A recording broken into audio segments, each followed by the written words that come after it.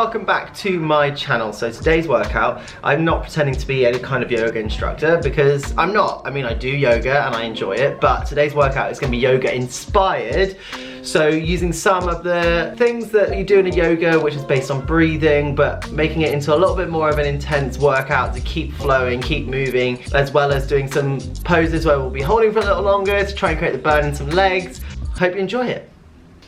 Okay, so the first thing we're going to do, I like to call them flow press ups because it's very much basically going through like from downward dog out to high plank, then to low plank, and then up into an upward facing dog. So you can, or like a, you know, or a skill stretch if you like. So we're going to go do that and we're going to go through 10 times. So it's like a bit of an extended version of a press up. So if you start in downward dog and try and reach your tail up to the sky, and then we're going to go into high plank, low plank, let the toes go flat, and then go into upward facing dog, seal stretch.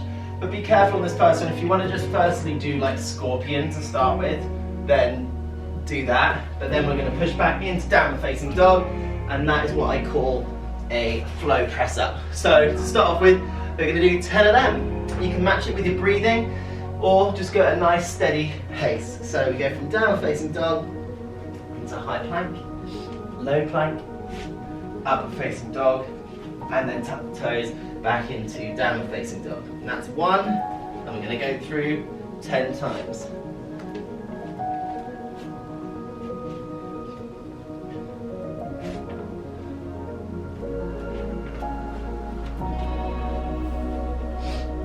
Try and keep your elbows tucked into your body. If you can't pair it with your breathing, that would be great. So breathing in, and then out, in, out, in, out.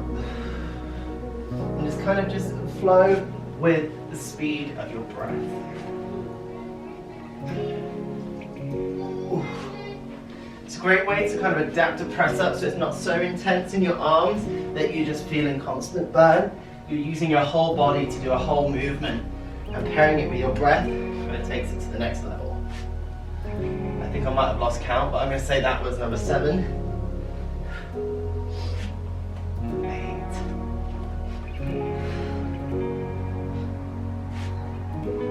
9. And 10. So, in between each of these, if you need to take a little bit of child's pose to rest, feel free to do so. But if not, we're going to go into the next thing, which is going to be, so we're going to be in downward dog, and then we're going to keep one of our legs up, hold for a breath, and then bring that leg into your chest and bring your knee up into your chest. So for example, we're going to stay with the right side for all of this first, where you lift your right leg up, and then you bring it into your chest, like so. Right leg up, and then into your chest. And we are going to do, how many have I written down? 10 on our right side, and then we're going to go into the next exercise. So starting in downward facing dog again, right leg up, and into your chest. 1. Right leg up, and into your chest. Right leg up, and into your chest. Right leg up, and into your chest. 6, 7, 8, 9, and 10. And then we're going to finish up here, and then open your hip a little bit. Feel that stretch all the way through your side. I'm trying to reach away that right hand. So you're working a bit in opposition to give a bit of a stretch as well as holding this pose. And then we're going to bring our right foot in between our hands, put your foot flat on the ground and feel like you're making sure that this outside edge of your foot is touching. We're going to cycle up, and we are going to hold, this is warrior 1. So your arms are straight, try to level your hips and square them to the front of your mat, and we're going to hold for 30 seconds. And each breath, try and relax into it so that you're getting a little bit deeper. You'll feel a bit of a stretch through here. You'll also feel a bit of a burn in this leg just from holding it, but just try and just be present and feel where it's intense and just breathing in and breathing out. Just breathe into where you feel it and allow your body to relax. And we're going to go from there into warrior two. So we're going to bring our right arm forward, really extending and feeling long through the arms. Not tensing our arms, just relaxing them, but kind of having them straight. And then this back arm, trying to get as wide as possible, as tall as possible, but at the same time trying to get down and stretch through our hips, creating space wherever we can. Breathing. 30 seconds here. And then we're going to go into a reverse warrior, which we're going to bring our left hand down to the back of our leg, and we're going to reach this hand up to the sky. Kind of over a little bit, but just try and keep it as long and over. You don't want to collapse in your body too much. You want to try and be up and tall and get a nice curve. By this point, your legs might be feeling a little bit of a burn and a stretch, but that is all part of the plan. Breathing, breathing. And now we're going to take it from our reverse warrior down into triangle. So we're going to straighten your front leg. You're going to bend down. If you can't go all the way to the floor for this, don't worry. You can kind of go hold onto your shin, but just try not to overextend and go back. Just reach straight up to the sky. You can do it where you're holding onto your ankle, but if you can, try and activate your legs and just use this for a little bit of balance, but you're not supporting your body weight on this hand. Again, breathing. You might feel a bit of a stretch through your inner thighs.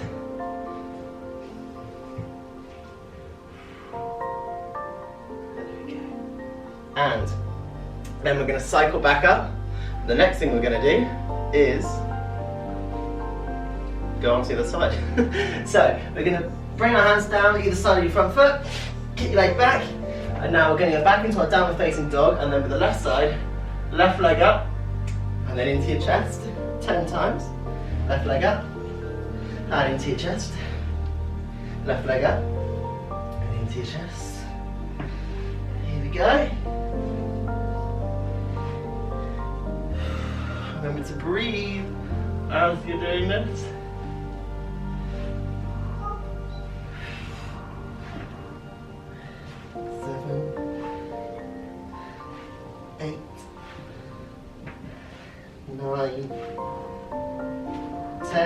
Now again, like the other side, lift the leg up and open the hip. Feel a little bit of opening through your side body. Try and reach that left hand away from you to create some more space and more stretch down that side.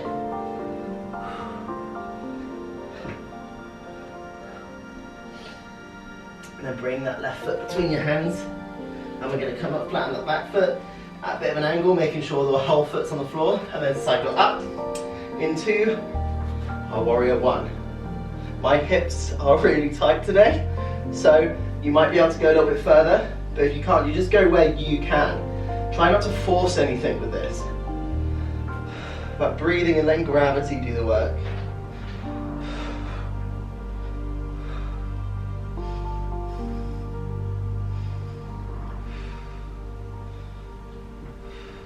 Into warrior two. Breathing, stretching wide. Just feeling like you're getting as much space in every direction as possible. And breathe.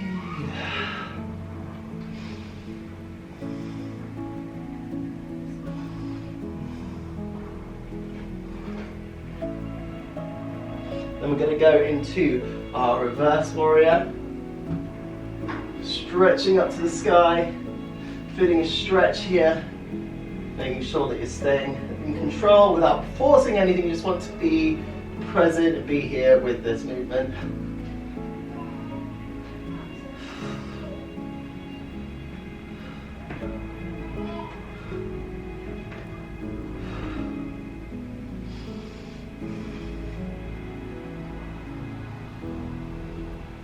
And then we're going to go into our triangle pose. So hang down to your leg, looking up at the ceiling. If you need to hold on your shin, hold on your shin. If you need to hold it a little bit higher, do that, but go where you can and where you feel like you can get the stretch, you can feel the movement. You want to have a lot of space, you don't want to collapse. You want to be as long and as much space in every direction as possible. I'm sorry, I'm facing away from you right now. A couple more breaths here.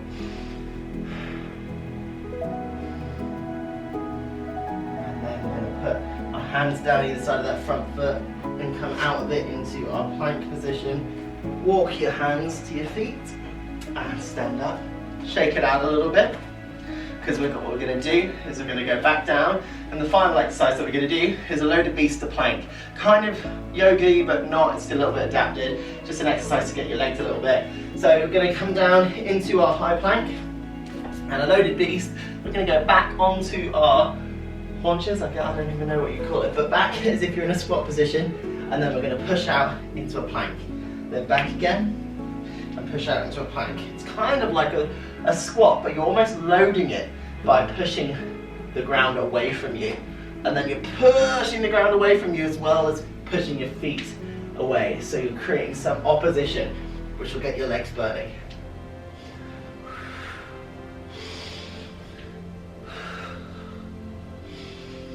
And again, 10 of these. Got a few more to do here.